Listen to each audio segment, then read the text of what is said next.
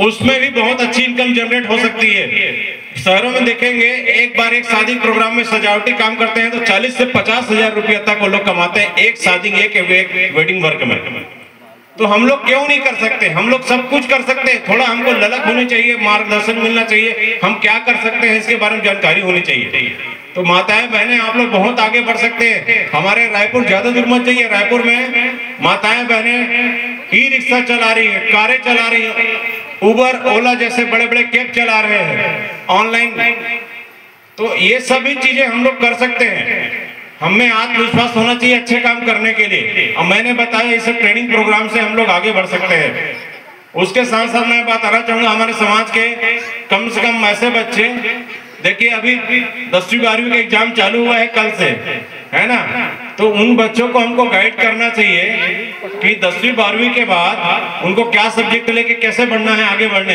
तो इसके लिए भी मैं बताना चाहूंगा कि जो बच्चे, मैं प्रारंभ से स्टार्ट करता हूं, जो बच्चे अभी 5वीं पास कर चुके हैं या 5वीं पास कर रहे होंगे, 5वीं पढ़ रहे होंगे, या जो 8वीं पास कर चुके हैं 8वीं पढ़ रहे होंगे, वो बच्चे, इनके लिए भारत सरकार द्वारा जो है सैनिक स्कूल की स्थापना किए गए। हमारे जमाने में 25 साल पहले युवा बस में एक सैनिक स्कूल हुआ करता था, और आज अंबिकापुर में सैनिक स्कूल है। तो सैनिक स्कूल में 2 बार एंट्री मिलती है, एक 5वीं के जब पढ़ रहे होंगे तब 6वीं में जाने के लिए, या 5वीं पढ़ चुके हैं वो पास हो चुके हैं, उनको एक बार और मौका मिलता है। वैसे 8वीं मौका मिलता है। तो इनको जो है कम से कम सैनिक स्कूल हो गया, केंद्रीय विद्यालय हो गया, नवोदय विद्यालय आपके पास में मल्हार में भी है, हमारे जांजगीर में चिस्दा शिवरी नारायण के पास भी है, तो रायपुर में भी है, माना में।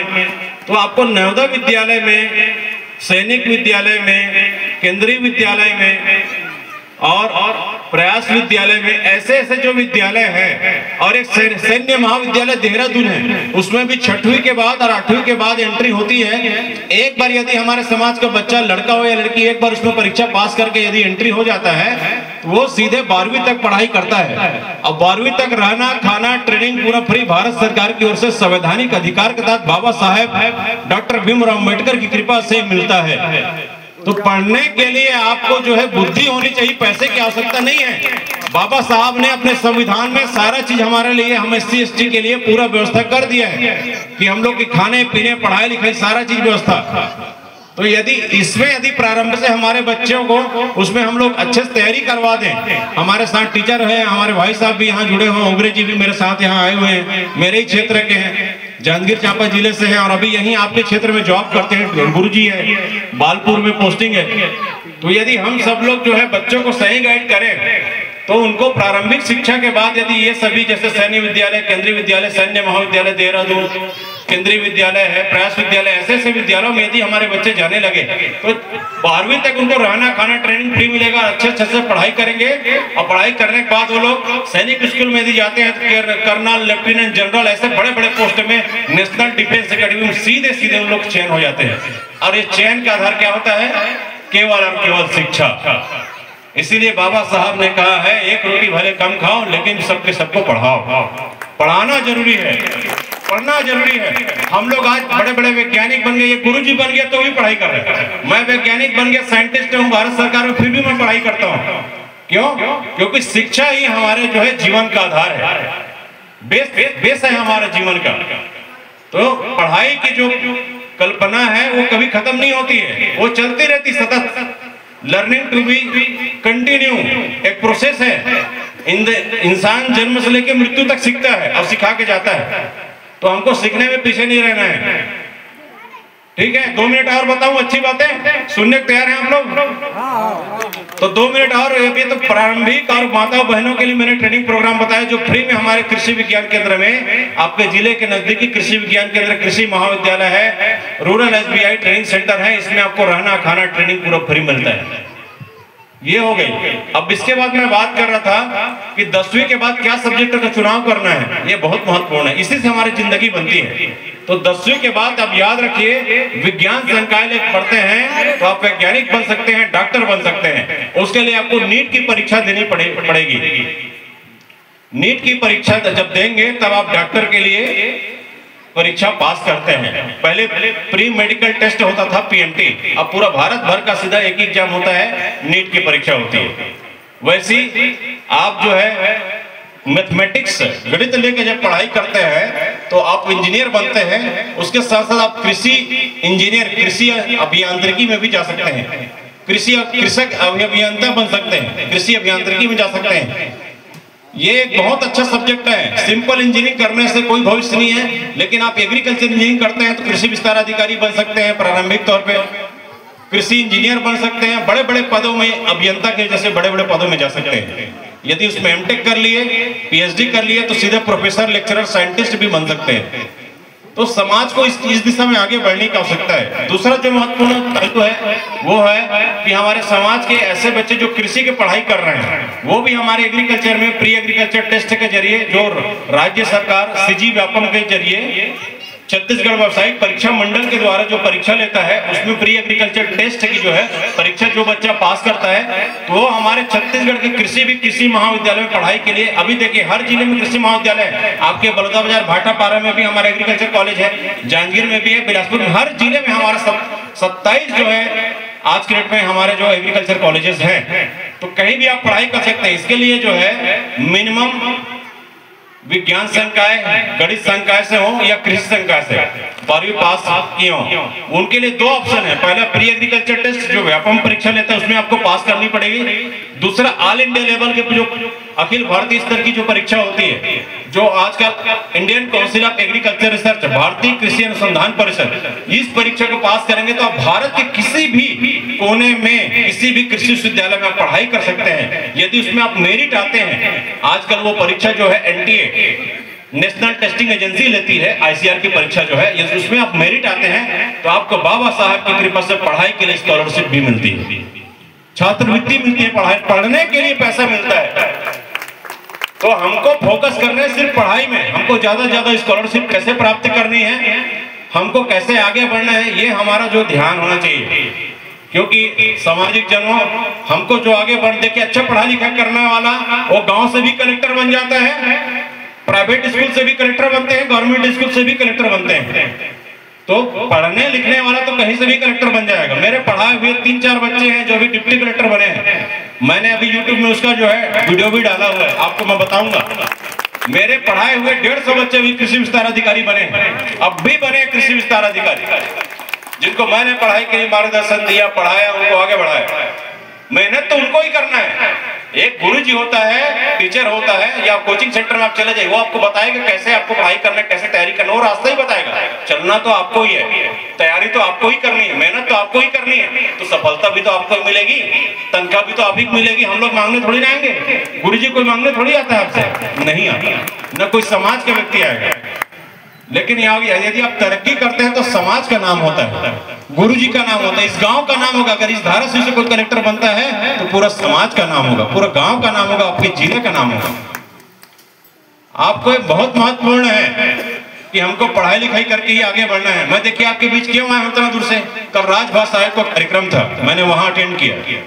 अटेंड करने के बाद वहां कार्यक्रम के बाद सीधे मैं मॉर्निंग से निकला, सीधा आपके बीच आ रहा हूँ। लगभग 7 से 8 घंटा सफर किया हूं मैं सिर्फ आप लोग के पास आने के लिए, और आने का उद्देश्य एकदम क्लियर कट है कि हमारे समाज के लोग आगे बढ़ सके, पढ़ाई लिखाई कर सके, वो लोग सोचे कि हम लोग भी वैज्ञानिक बने, प्रथम श्रेणी अधिकारी बने, भारत सरकार में वैज्ञानिक बने।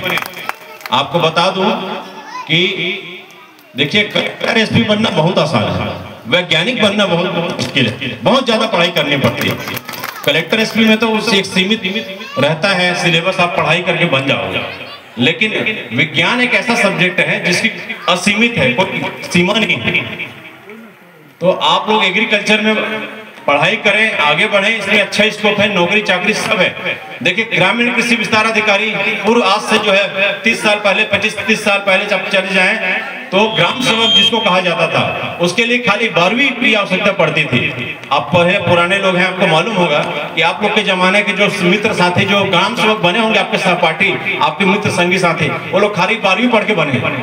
लेकिन आज के जो हमारे जो जनरेशन जो बन रहे हैं वो बीएससी एग्रीकल्चर, मतलब 12 और 4 16 कक्षा पढ़ने के बाद वो ग्रामीण कृषि विस्तार अधिकारी बनते हैं। ठीक है, यदि वो बीएससी एग्रीकल्चर करता है या बीएससी हॉर्टिकल्चर की पढ़ाई करता है, उद्यानिकी फल फूल के बारे में पढ़ेगा, कृषि मतलब धान, गेहूं, मूंग, मटर, चना, कोदो, कुटकी, रागी, इसके बारे में पढ़ेगा। ठीक है।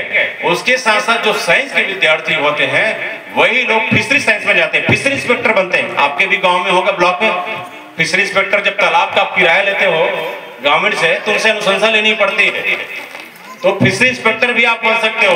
फिशरी साइंस का महाविद्यालय हमारे कवर्धा में है, और अभी कवर्धा में हमारा सामाजिक प्रोग्राम भी हुआ था, पिछले 23 तारीख को हुआ था, मैं वहां गया भी था। आप देखे होंगे वीडियो वगैरह में आए भी होगा।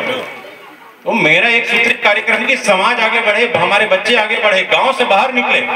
जब तक आप गांव से बाहर नहीं निकलेंगे तब तक बड़े अधिकारी आप नहीं बन सकते हैं। अपने बच्चों को जरूर हॉस्टल में रहकर पढ़ाइए, ताकि उनको ये ज्ञात हो कि संघर्ष कितना महत्वपूर्ण है, पढ़ाई कितना महत्वपूर्ण है। आपके माँ बाप 2 रोटी कितना मेहनत से आपके लिए संकलित करके आपको पढ़ा लिखा रहे हैं, आगे बढ़ा रहे हैं, आपकी इच्छाओं को पूरी कर रहे हैं। तो हमारे बच्चों का भी कर्तव्य बनता है कि अच्छे से पढ़ाई लिखाई करके माँ बाप का नाम रोशन करे, अच्छे से अच्छे अंकों में हासिल करे और वो लोग आगे बढ़े।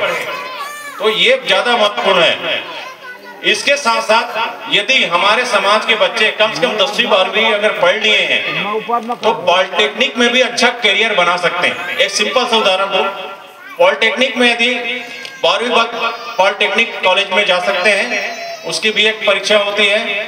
पॉलिटेक्निक परीक्षा में यदि आप पास करते हैं तो इलेक्ट्रॉनिक्स इंजीनियरिंग में जा सकते हैं, केमिकल मैकेनिकल इंजीनियरिंग में जा सकते हैं।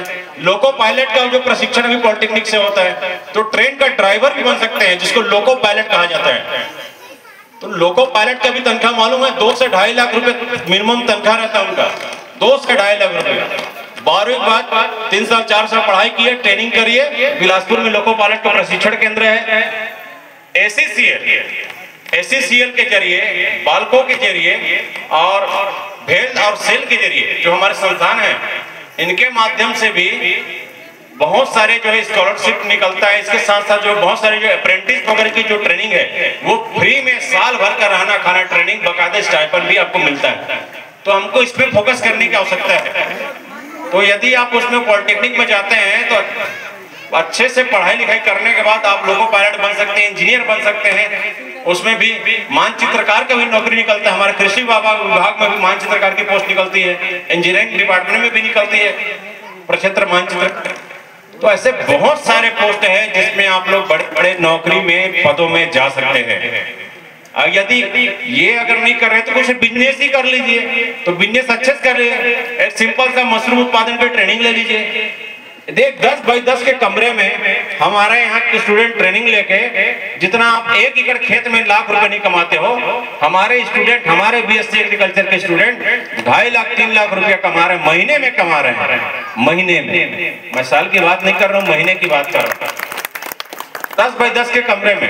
तो यहाँ तो इफराज जमीन है, जगह, सामाजिक भवन है, क्यों नहीं हम सब लोग मिलकर एक समिति बना के मशरूम पुटू की खेती करें और उसको बढ़िया यहाँ से कढ़ाई करके पैकेजिंग करके आप अपने नाम से उसको बड़े बड़े मॉल में बेचो। रायपुर में वही पुटू जो आप यहाँ 100, 150, 200 में पा जाते होंगे, यहाँ पुटू का रेट कितना है बरसात के समय? 200 रुपए ज्यादा, चलो 400 मान लेते हैं, 400 रुपए किलो है, समझ गए?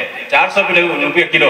और इसी को जब रायपुर में कोई ले जाकर बेचता है तो 800 रुपए, और बड़े बड़े जो 5 स्टार होटल है उसमें 1000 रुपए किलो में बेच देते हैं। आपसे खरीदेगा 200 रुपए में, रायपुर में 200 रुपए का टिकट लेके जाएगा, वहां उसका बंदा रहेगा, उसको 10 किलो पकड़ा दिया, पक गया, उसके 8-10 हजार रुपया हो गया कम से कम। आपसे खरीदा 200 रुपया में, 800 रुपए 1000 रुपये लेके बेच दिया। तो एक बहुत अच्छा अवसर, इसमें ट्रेनिंग भी हमारे कृषि विज्ञान के द्वारा रहना खाना ट्रेनिंग पूरा फ्री मिलता है। क्यों नहीं हम लोग ट्रेनिंग करके आगे बढ़ सकते हैं? एक सम्मानजनक काम है, बिजनेस है, आप लोग कर सकते हैं, बेहतर आप काम कर सकते हैं। तो हमको जो है ज्यादा से ज्यादा रुझान हमको समाज कैसे बढ़े इस पे ध्यान देना है। समाज जब तक आप शिक्षित नहीं बनेंगे, संगठित नहीं रहेंगे, और संघर्ष तो आप इस SC ST में हैं तो संघर्ष तो आपको जिंदगी भर करना पड़ेगा। कलेक्टर बन जाओगे तो भी संघर्ष करना पड़ेगा, कमिश्नर बन जाओगे तो भी संघर्ष करना पड़ेगा। हम वैज्ञानिक बने तो भी क्या कम संघर्ष किए? हमको मालूम कितना संघर्ष किए। आप लोग हमारे इंदिरा गांधी कृषि विश्वविद्यालय आके देखिए हम लोग कितना मेहनत करते हैं, नए नए किस्मों की इजाद करते हैं। एक पौधे को बच्चे से लेके बड़े करने के लिए, उसमें फूल विकसित करने के लिए, उसका जो है फल विकसित करने के लिए उसको इतना केयर टेकर करना पड़ता है, तब कहीं जाके उस पौधे का बीज प्राप्त होता है। कितना मेहनत करना पड़ता है। आप लोग किसान हो, आपको मालूम होगा कितना मेहनत करना पड़ता है। किसान भाई हमारे जो इस समाज के हैं, किसान खेती बाड़ी भी करते होंगे, मैक्सिमम लोग यहाँ खेती बाड़ी करते हैं ना, तो खेती उत्पादन करते होंगे और ले जाके उसको मंडी में बेच देते हैं। बस इतना ही करते हैं, किससे ज्यादा कुछ और करते हैं? अत्याचार करता ना, मैं बताओ था तुम, आप मन खेती बाड़ी अत्याच करिए। आप मन क्या करना है, बीज प्रक्रिया केंद्र होते ओमा पंजीयन करवाने हैं अपन खेती बाड़ी के। 1 हेक्टेयर मतलब 2.5 एकड़ के पीछे 400 से 500 रुपए खर्चा आते हैं। पहले ऑफलाइन रहे और आजकल वो है ऑनलाइन हो गए। अपन नाम, मोबाइल नंबर, जाति है ना, जाति, निवास, आय, आधार कार्ड के हिसाब से बस देना है जानकारी, और आप मन बीज उत्पादन पंजीयन में हो जाओ। ध्यान से सुना, ये चीज कोई आप मन दुनिया में नहीं मिले जो चीज जानकारी में दे बना। बीज जो धान ला खेती करा था, जो भी फसल के बोला बीजा बना के बेचिया, तो हर 1 क्विंटल के पीछे आप मन ला 1000-2000 रुपए ज्यादा फायदे मिले। ठीक है, खाली वाला छत्तीसगढ़ राज्य बीज प्रमाणीकरण संस्था के माध्यम से आपके बीज प्रक्रिया केंद्र जहां है, बलौदा बाजार में भी है ना, वहां से आप वहां से 1 मिनट बस, वहां से जो है, क्योंकि ये बहुत महत्वपूर्ण है, वहां से बस एक बार रजिस्ट्रेशन होना है आपको। रजिस्ट्रेशन होने के बाद आप उसमें बीज उत्पादन के रूप में जब उस जुड़ जाते हैं, तब आपको फायदा ज्यादा मिलता है। अगर 1 क्विंटल के अभी आपको कितना 3100 रुपए मिल रहा है, 3100 रुपए मिल रहा है शासन की ओर से, है ना। 1700 कुछ रुपए सेंट्रल गवर्नमेंट का नहीं है, और 800 रुपए जो है बोनस के रूप में, 3100 रुपए मिलना है। लेकिन वही पैसे, उतना ही मेहनत, उतना खाद पानी, जुताई फताई, उतना ही आप कर रहे हैं।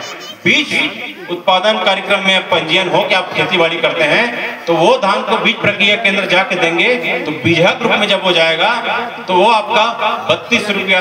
और यदि जैविक खेती ग्रुप में छत्तीसगढ़ सीजी सर्ट संस्थान के माध्यम से पंजीयन करवाते हैं, जैविक खेती है करके वो प्रमाणित होता है आपका धान, गेहूं, मूंग, मटर, तो आपको वही धान 4000 से 4200 रुपया क्विंटल में भी जाएगा, सेम धान। लेकिन प्रक्रिया क्या करना है, बिना जैविक खेती मतलब बिना खाद को डाले आपको खेती करना है। उसका सीड स्प्रेडर होगा, आपके खेत आएगा निरीक्षण करने के लिए, खेत में उतर के देखेगा कि आपने सही गोबर खत्ता डाल के या वर्मी कंपोस्ट डाल के खेती किया है, उसको देखेगा, जांच करेगा, और वहां से जैसे पास होता है तो जैविक, देखिए कोई भी जैविक जहां जुड़ जाता है उस उत्पाद का ऑटोमेटिक रेट बढ़ जाता है। आप रायपुर में जाओगे तो वहां 500 रुपए किलो में भी चावल खाने को लोग बड़े बड़े माल में 500 रुपए चावल ले रहे हैं। ब्लैक राइस डालिए, अभी ब्लैक राइस देखिए, रेड राइस देखिए, उसका 500-600 रुपए किलो है।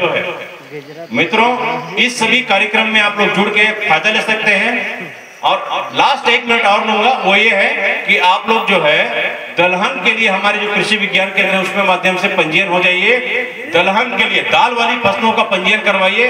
देखिए, अरहर का दाल पहले मेड़ में लगाते थे, आप लोग सामूहिक रूप से भी उद्यानिकी विभाग से जुड़ करके सामूहिक फेंसिंग ले लीजिए। परियोजना शासन के द्वारा पैसा मिलेगा और उसको घेराबंदी करके 8-10 लोग मिलकर उसमें धान से ज्यादा पैसा अगर आपको मिलता है तो दलहन फसलों में लेता है। मूंग लगाइए, उड़द लगाइए, अरहर लगाइए।